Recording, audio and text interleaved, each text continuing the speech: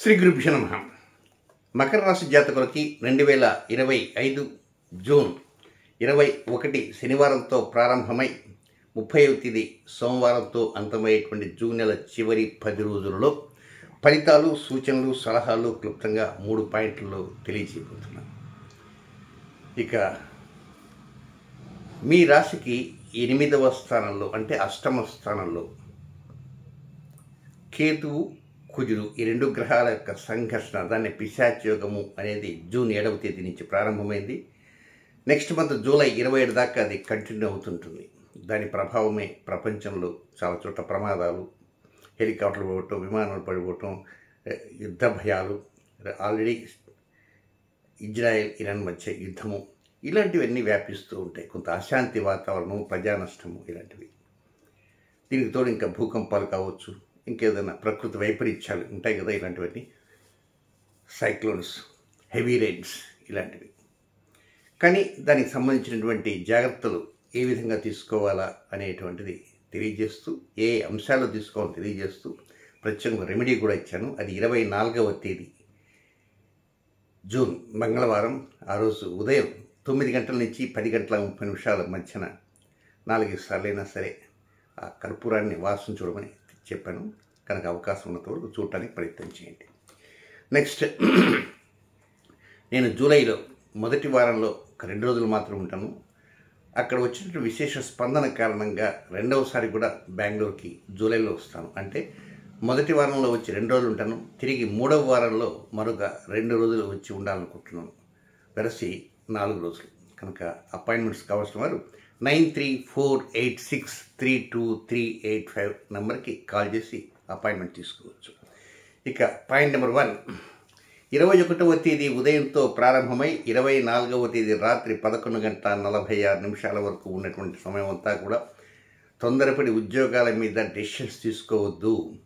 కొంతమంది ఈ నెలాఖరుతో మనం ఉద్యోగం వదిలేద్దాం అనేటువంటి ఆలోచనతో ఉంటారు. అది ఐటీ ఎంప్లాయీస్ కావచ్చు, మరొకరు కావచ్చు, ఏదైనా. ఇది కాకపోతే దీని తాత లాంటి ఉద్యోగం ఇంకోటి వస్తుంది కదా అనుకోవచ్చు. కానీ తొందరపడి మీరు ఉద్యోగంలో కావచ్చు, వ్యాపారంలో కావచ్చు, వృత్తుల్లో కావచ్చు, వ్యవహారాల్లో కావచ్చు, డెసిషన్స్ అనేది స్పీడీగా ఉండరాదు. అలాగే ఆరోగ్య విషయంలో కూడా చిన్నపాటి లోపాలు ఉంటే డాక్టర్ని సంప్రదించండి. మీ తల్లిగారి ఆరోగ్యం కావచ్చు, మీ ఆరోగ్యం కావచ్చు. నెక్స్ట్, వెహికల్లో కూడా ఏమైనా ప్రాబ్లమాటిక్ ఇష్యూస్ ఉంటే వాటిని ఏదో ప్రకారంగా రిపేర్ చేసేటువంటి ప్రయత్నంలో ఉండాలి తప్ప ఏదో దాన్ని వేసుకుని తిరుగుదాం, మనకు పని జరుగుతుంటుంది కదా, బ్రేక్ లేకపోయినా జాగ్రత్తగా పోవచ్చులే అని మాత్రం అనుకోకండి. ఎట్ ద సేమ్ టైం సంతాన విషయాలపైన కూడా ఎక్కువ దృష్టి ఉంచండి. వారి యొక్క విద్యా విషయాలు కావచ్చు, ఉద్యోగ విషయాలు కావచ్చు, వారికి ఏదైనా వివాహ సంబంధ అంశాలు ఉంటే అలాంటి విషయాలు కావచ్చు, లేక ఆరోగ్య అంశాలు కావచ్చు. ఏదైనా సంతానం ఒక్కోసారి మీతో కొన్ని విషయాలు చెప్పవచ్చు, చెప్పలేకపోవచ్చు, చెప్పడానికి ప్రయత్నించను మీరు వినకపోవచ్చు. కనుక ఉద్యోగం, వ్యాపారం, ఆరోగ్యం, వాహన స్థానం, గృహస్థానం, వృత్తి స్థానం, కెరీర్ డెవలప్మెంట్స్, నెక్స్ట్ సొంత ఇల్లు కావచ్చు, అద్దె ఇల్లు కావచ్చు, తల్లి విషయాలు కావచ్చు, సంతాన విషయాలు కావచ్చు, టోటల్ చెప్పాలంటే ఇంటిళ్ళ పాది వచ్చేసినట్టే. కనుక ఈ అన్నింటిలో కూడా కొంచెం ప్రాపర్ కేర్ తీసుకుంటూ ఉండాలి. ఎప్పటి నుంచి ఎప్పటిదాకా 21వ తేదీ ఉదయం నుంచి 24వ తేదీ రాత్రి 11:46 వరకు తీసుకుంటూ ఉండాలి. తొందరపడి నిర్ణయాలు తీసుకోవద్దు. కొంచెం ఆలోచన చేసి నిర్ణయాలంటూ తీసుకోవాలి. ఇక సెకండ్ పాయింట్కి వెళ్తే 24వ తేదీ రాత్రి 11:46 మొదలై 29వ తేదీ ఉదయం 6:35 వరకు ఉన్నటువంటి సెకండ్ పాయింట్లో కొంత ఊరట కనపడుతుంటుంది. దంపతులకి కొంచెం ఊరట కనపడుతుంది. శ్రీవారికి శ్రీమతి సలహాలు ఇవ్వటం కానీ, లేక ఇతర నిర్ణయాల్లో తీసుకోవటం కానీ, అలాగే శ్రీమతికి శ్రీవారు, శ్రీవారికి శ్రీమతి, దీంతోపాటు ప్రేమికులు, అలాగే వ్యాపార భాగస్వాములు ఉంటారు. జీవిత భాగస్వామి వేరు, వ్యాపార భాగస్వామి వేరు. దీంతో పాటు మీకు ఏదైనా చిన్నపాటి అనారోగ్యం ఉన్నా దాంట్లో కొంచెం ఫేవరబుల్గా రిపోర్ట్స్ వస్తుంటాయి. రుణభారం కొంచెం తగ్గించడానికి అవకాశాలు ఏ విధంగా ఉంటాయో అలాంటి అవకాశాల వైపు మీ దృష్టి మళ్ళుతుంటుంది. అంటే రుణభారం తగ్గడానికి కొంత ప్లానింగ్ అంటూ ప్రారంభం చేస్తారు.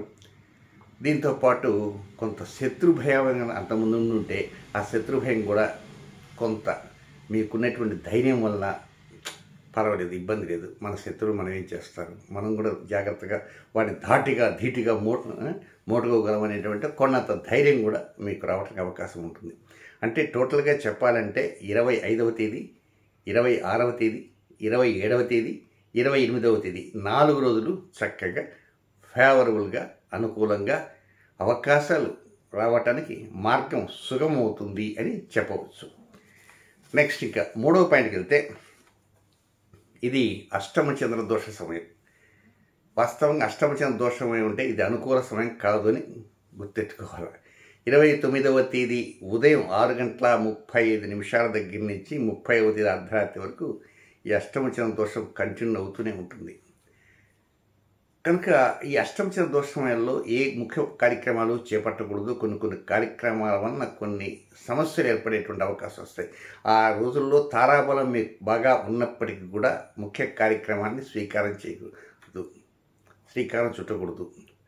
కొన్ని కార్యక్రమాలు ఏదన్నా ఉంటే కొన్ని అనుకోకుండా వాయిదా పడవచ్చు, లేదా క్యాన్సిల్ కావచ్చు, లేదా మీరే డ్రాప్ కావచ్చు. కనుక అష్టమచంద్ర దోష సమయంలో ఆరోగ్యరీత్యా జాగ్రత్తలు కూడా తీసుకుంటూ ఉండాలి. నెక్స్ట్ డ్రైవింగ్ లాంటిది ఉన్నా కూడా జాగ్రత్తలు తీసుకోవాలి. ప్రయాణ విషయాల్లో కూడా అప్రమత్తంగా ఉండాల్సిన అవసరం ఉందని కూడా గమనించాలి. నెక్స్ట్ మకర రాశిలో జన్మించిన జాతకులకు నక్షత్రం వైస్ ఏ సమయాలు అనుకూలం కాదో అది కూడా తెలుసుకుందాం. మకర రాశిలో జన్మించిన ఉత్తరాషాఢ 2వ పాదంలో జన్మించినటువంటి జాతకులకి 28వ తేదీ ఉదయం 7:22 నుంచి 30వ తేదీ అర్ధరాత్రి వరకు వీరికి అనుకూలమైన సమయం కాదు. అంటే ఈ టైంలో కొత్త కార్యక్రమాలకు శ్రీకారం ఉండకూడదు, రొటీన్ కార్యక్రమం చేసుకోవచ్చు. నెక్స్ట్ శ్రవణ నక్షత్రంలో జన్మించినటువంటి జాతకులకి 29వ తేదీ, ఆ రోజు ఆదివారం అవుతుంది, ఆ రోజు ఉదయం 6:35 నుంచి 30వ తేదీ అర్ధరాత్రి వరకు కూడా అది అనుకూలమైన సమయం కాదని భావించాలి. నెక్స్ట్ 3వ నక్షత్రం ధనిష్ఠ నక్షత్ర 1, 2 పాదాల్లో జన్మించినటువంటి జాతకులు. వీరికి 2 సమయాలు ఉన్నాయి. ఎప్పుడంటే 21వ తేదీ శనివారం రాత్రి 7:50 21వ తేదీ శనివారం రాత్రి 7:50 నుంచి 22వ తేదీ ఆదివారం సాయంత్రం 5:38 వరకు, తిరిగి 29వ తేదీ ఉదయం 6:35 నుంచి 30వ తేదీ అర్ధరాత్రి వరకు ఉండేటువంటి సమయం అంతా కూడా ఇది అనుకూలమైన సమయం కాదు. సో ఈ సమయాల్లో కొత్త కార్యక్రమాలు శ్రీకారం చుట్టకుండా పాత కార్యక్రమాలకే, రొటీన్ కార్యక్రమాలకే దాని మీద దృష్టి ఉంచాల్సిన అవసరం ఉందని కూడా గమనించాలి. శుభం.